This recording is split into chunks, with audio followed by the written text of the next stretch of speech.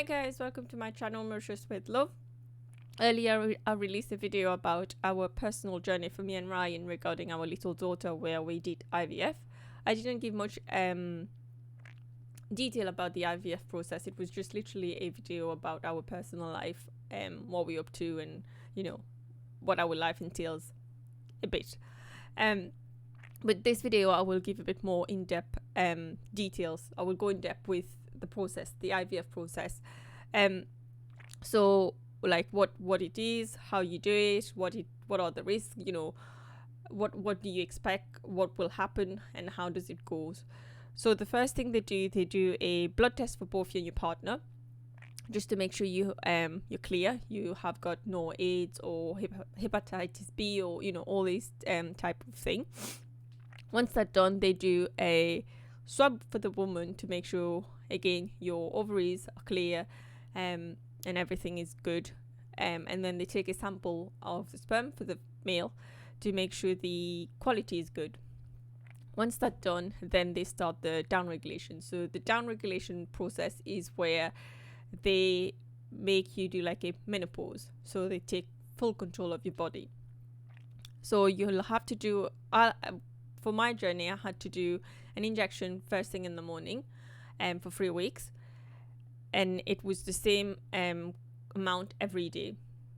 And it was called Bristolin. So every day for 3 weeks I did it. And then the next thing, a few days just before the 3 weeks end, I had to go in for a scan to make sure everything is clear. And they were okay to start the stimulation process. The stimulation process is where they stimulate your body to produce hormone and to have follicles to then do egg collection. So you still carry on with the downregulation, but they just decrease the dosage slightly. Decrease it slightly, and then you have your stimulation injection on the night.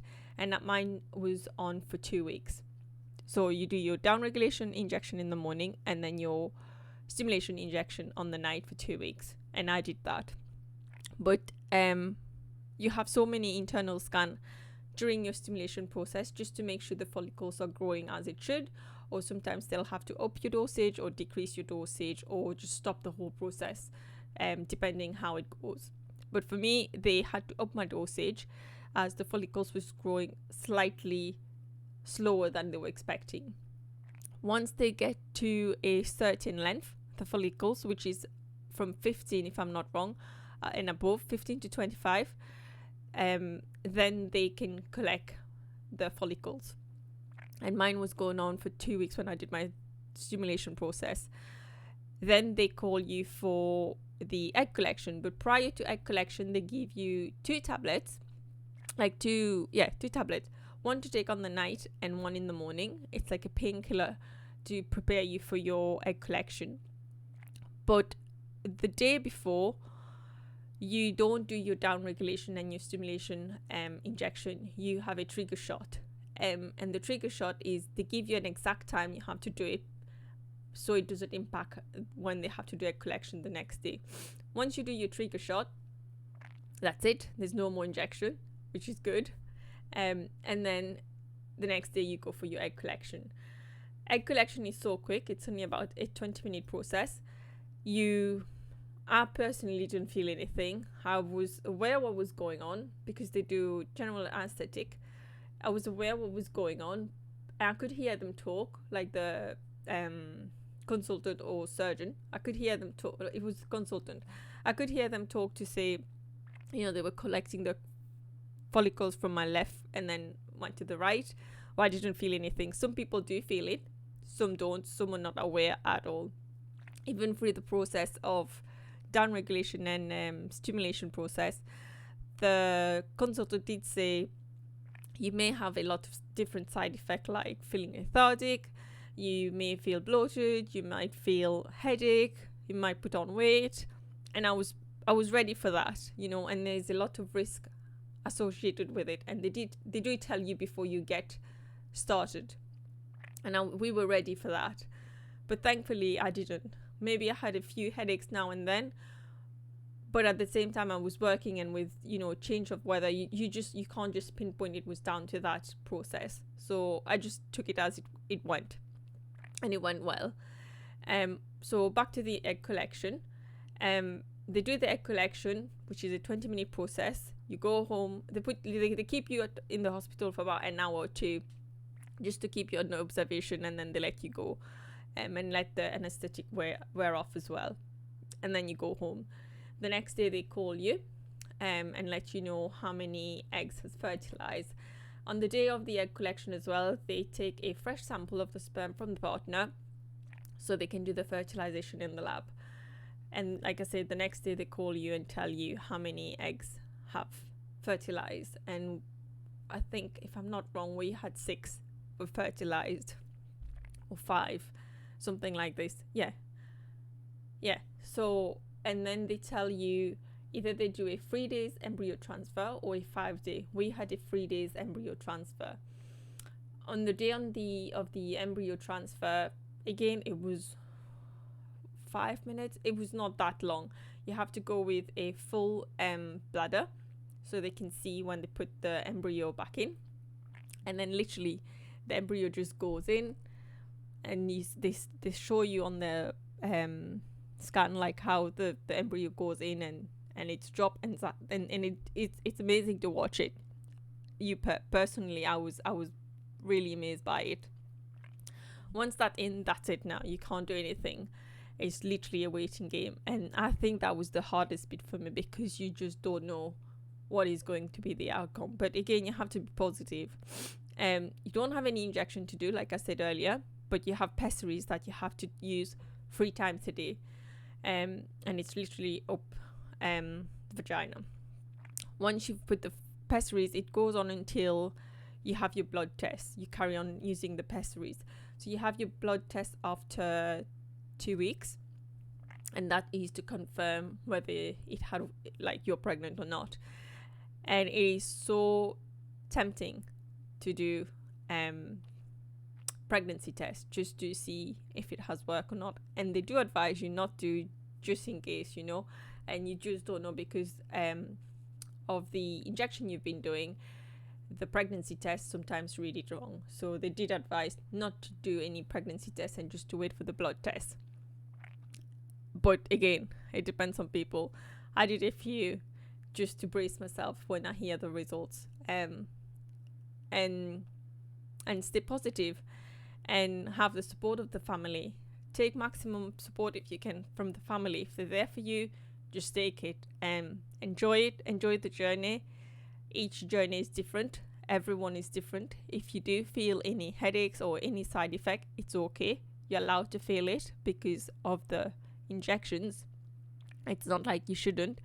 Some people are lucky. You go through it with no side effect. You sail through it.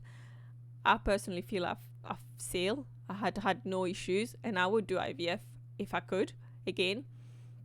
Some people have all sort of different side effects, but it's okay because that's from the injection, and it's okay for you to have them.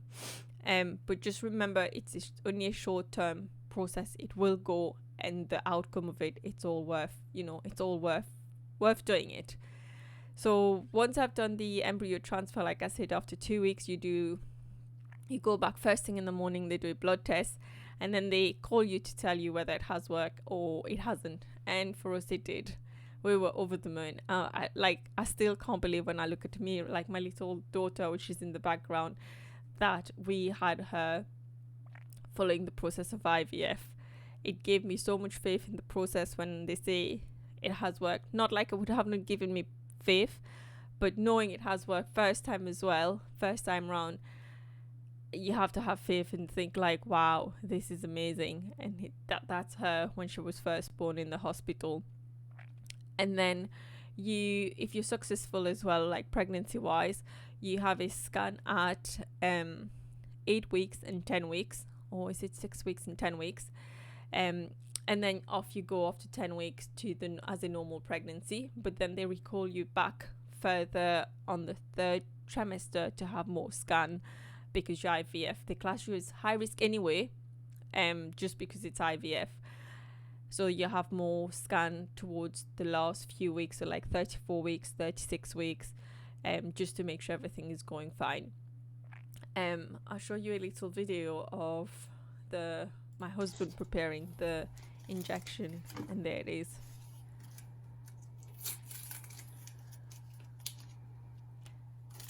The green needle, that's not the needle that goes in. The needles that you do the injection is really tiny, thin one. You don't feel anything. I don't know if you'll see the needle on this. So that was the Brucelin, that was the down regulation injection that he was preparing for me. And he's the one who's done my injections every morning and on the evening.